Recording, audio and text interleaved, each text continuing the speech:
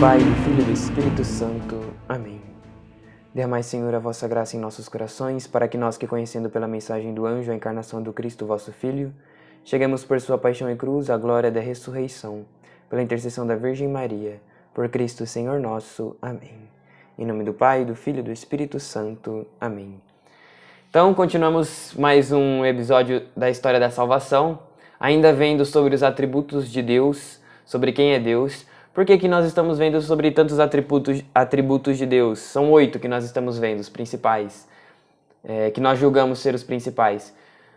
Porque antes de começar a criação, o mundo, antes de começar o universo, o homem, os anjos, havia apenas Deus. Então é importante, já que nós decidimos seguir esta linha cronológica do início ao fim, é importante nós partirmos de Deus mesmo, do próprio Deus, e entender quem é o Deus, em que Deus que nós cremos, quais são as características, os atributos de Deus, o que o torna Deus. Então, entendendo isso, entendendo a inefabilidade de Deus, que Deus não pode ser descrito, entendendo que Deus é único, que Deus é o ser, que Deus é eterno, e agora veremos sobre a onipresença, a onipotência, a onisciência de Deus, entendendo tudo isso, nós compreendemos um pouco mais do que é o mundo, do que é o homem, de quem é Deus, compreendemos um pouco mais sobre o sentido da nossa vida, a finalidade do ser humano, entendemos também por que Deus age de tantas formas no mundo, na nossa vida, enfim, tudo vai ficando mais claro. Então hoje, neste episódio de hoje, nós veremos a onipresença, a onisciência, a onipotência de Deus. Deus que é onipresente. E o que significa dizer que Deus é onipresente?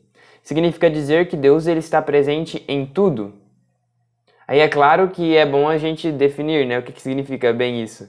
Deus está presente em tudo. Não podemos cair no erro ao dizer isso também. Porque Deus ele está presente em tudo, sim, certo, mas em diferentes graus de intensidade.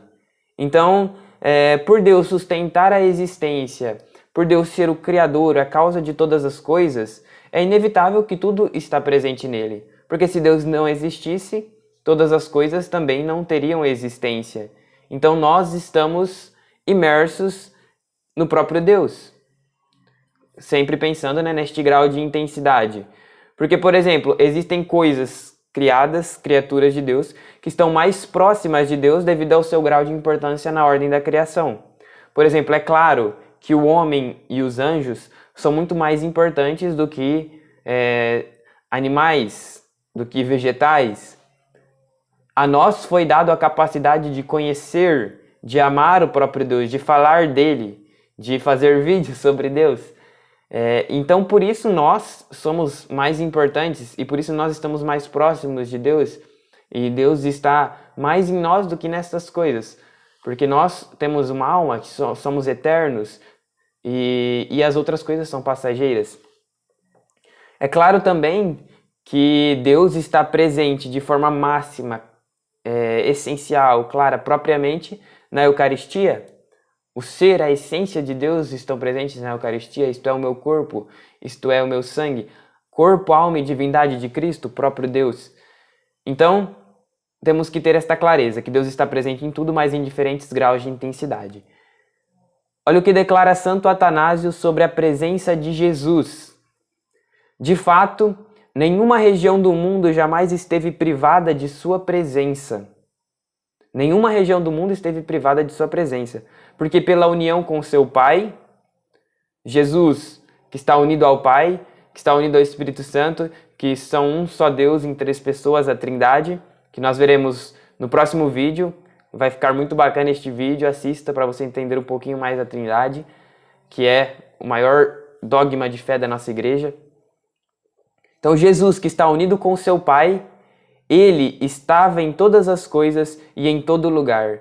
Aqui, Santo Atanásio está falando de Jesus encarnado, o Verbo que veio ao mundo, e que antes mesmo da criação de tudo, do universo, Jesus já estava lá. A palavra de Deus diz isso, né? Jesus está presente em todas as coisas e em todo lugar pela sua união com o Pai. Então, seja Deus está presente em todas as coisas. Destaco também mais uma passagem da Bíblia que fala sobre esta presença de Deus. Tem tantas outras, mas esta fica aqui neste vídeo. Senhor, o salmista, Salmo 138, o salmista exclama desta forma: Senhor, vós me prescrutais e me conheceis. Sabeis tudo de mim, quando me sento e me levanto. Para onde irei longe de teu espírito? Para onde fugirei apartado de tua face? Se subir aos céus, vós estáis ali. Se descer para o abismo, eu vos encontro lá. Então esta é a presença de Deus, de um Deus que é onipresente, que está em tudo. Se subir aos céus, vós estáis ali. Se descer para o abismo, eu vos encontro lá. Para onde fugirei apartado de tua face? Deus está em todas as coisas e em todo lugar. Sempre lembrando deste grau de intensidade, senão caímos também numa heresia. Porque tem gente que fala que Deus é tudo, que Deus é a árvore, que Deus é o animal. E não é isso. Deus não é a árvore. Deus não é o mundo. Deus criou o mundo, Deus criou a árvore, Deus nos criou. Habita em nós, mas especialmente nos seres humanos, nos anjos e em forma máxima na Eucaristia. Então, já vimos que Deus é onipresente, veremos agora a onisciência de Deus. Por que Deus é onisciente? Deus ele conhece tudo plenamente. Por ele ter criado tudo, é claro que ele conhece tudo. A essência das coisas, o ser das coisas, como já vimos. Deus conhece tudo, absolutamente tudo. E nada escapa da consciência, da onisciência de Deus. Ele conhece o passado, o futuro, o presente. Se o próprio tempo, como já vimos, é criado por ele, e tudo que está sujeito ao tempo, logicamente está também sujeito a Deus, todos os acontecimentos estão dentro daquilo que Deus conhece. Tudo está diante de Deus, disposto para Deus agir da forma como quer. Então, passado, presente e futuro, nada disso limita Deus. Pelo contrário, tudo isso foi criado por Deus, tudo isso é conhecido por Deus. Nada está fora dos seus desígnios, dos seus planos. Todo o acontecimento está dentro dos planos de Deus e é conhecido por Deus. Não é possível que as coisas, os tempos ou qualquer ideal esteja fora dos conhecimentos de Deus. No Catecismo a gente encontra que os desígnios de Deus estão presentes na atualidade de Deus. O tempo está em sua atualidade. Tudo é atualidade para Deus. Tudo está presente de forma clara, de forma atual. Tudo para Deus é o agora. Então Deus é eterno. Não tem começo e não tem fim, já vimos isso. Para ele não tem passagem de tempo. Então o que é para Deus? O que sobra para Deus? Sobra simplesmente a atualidade. Então, às vezes pode estar acontecendo neste momento, o Padre Paulo Ricardo diz isso. Às vezes Deus neste momento está atendendo uma oração que nem foi feita ainda. Ou seja, Deus ele já sabe que tal ser humano irá fazer aquela oração. Então ele está realizando esta oração por providência, por amor, por bondade, já neste momento. Deus ele conhece tudo e nada está sujeito a ele. Este é um ponto que a gente pode abordar bastante sobre, que também envolve um pouco, às vezes podemos cair nos questionamentos sobre o livre-arbítrio, sobre a providência divina. E nós iremos abordar mais para frente sobre isso. Como conciliar a providência com o livre-arbítrio. Pontos difíceis, né, de ser compreendidos, porque nossa consciência é ilimitada e Deus ele é inefável. Mas, às vezes a gente pode chegar a uma pequena compreensão que já esclarece um pouquinho. Então não há nada que não esteja dentro dos planos de Deus. Por isso, atribuímos a Deus a onisciência. E a sabedoria de Deus, ela é incrível. A forma como Deus ele conhece as coisas e ordena as coisas para que aconteçam de forma perfeita, de forma que há coerência, que há bondade, que há amor, que há simplicidade. É incrível o jeito de Deus agir no mundo para que as coisas aconteçam de forma justa, de forma boa. E tudo isso é responsável pela sabedoria, pela onisciência de Deus.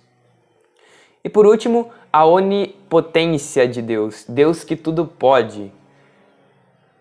Às vezes nós ouvimos aqueles ditados assim, Deus pode carregar Deus pode criar uma pedra que ele não pode carregar? Então aqui acho que esclarece um pouquinho sobre isso. Deus, ele tudo pode dentro de suas características que são sublimes. O que significa isso? Que Deus, ele não pode se contradizer. Poderia Deus deixar de amar as criaturas? Não, jamais. Por quê? Porque primeiramente, ele assumiu, a primeira coisa que Deus assumiu foi amar as suas criaturas. Então, nada pode vir disso que contrarie esta primeira premissa.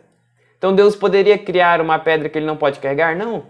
Por quê? Porque tudo que Deus faz, ele está dentro das capacidades de Deus, daquilo que Deus é. Então, antes de Deus agir, Deus é. Não é o agir que condiciona aquilo que Deus é. Então não tem como se contradizer. O Padre Paulo Ricardo também diz assim, que às vezes não há apenas respostas erradas, há perguntas erradas. Então quando falamos nestas questões, se Deus pode criar uma pedra que ele não pode carregar, ou se Deus pode deixar de amar as suas criaturas, nós já estamos quebrando aquilo que primeiro foi decidido, a primeira premissa, que Deus ama as suas criaturas, que Deus, ele pode tudo. Então não tem como Deus se contradizer. Não é possível algo ser ou não ser. É algo básico, né, da filosofia, do entendimento. É um consenso. Que se nós quebrarmos isso, tudo cai por terra. E é o que às vezes acontece, no mundo de hoje. As pessoas perderam a noção daquilo que as coisas são, de fato.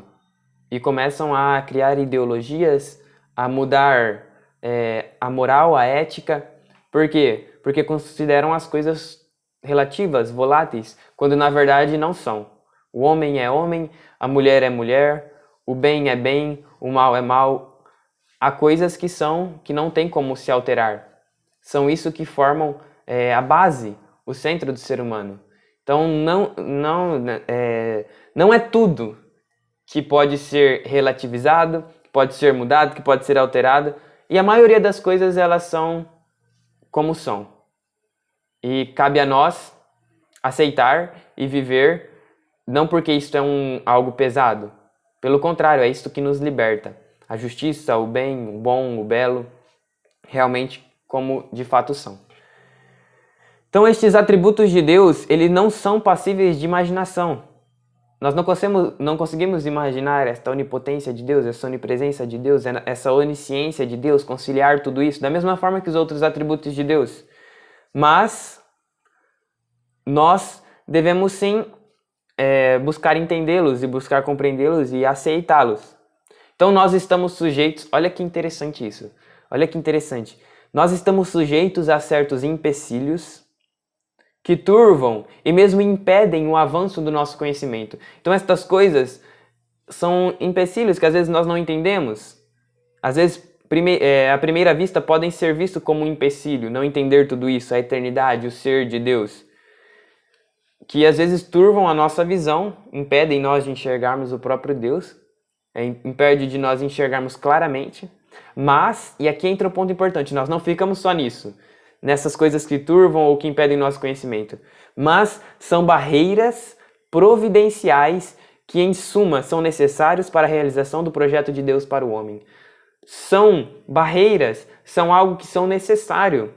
Este conhecimento que não é total, ele é necessário para que nós pudéssemos chegar até Deus com um coração sincero. Então, continuando, só retomando. Mas que são barreiras providenciais que, em suma, são necessárias para a realização do projeto de Deus para o homem. Afinal, se transpuséssemos algumas destas barreiras, não poderíamos ser filhos de Deus livres para amar. Se nós já tivéssemos claro todas as coisas em nosso entendimento, em nosso coração, se tivéssemos claro estes atributos que estamos vendo de Deus, isto nos impediria de amar a Deus livremente. Por quê? Porque já veríamos Deus face a face, já conheceríamos a eternidade, já conheceríamos aquilo que é infinito. E justamente por não conhecer tudo isso, Nós temos a capacidade de escolher livremente amar.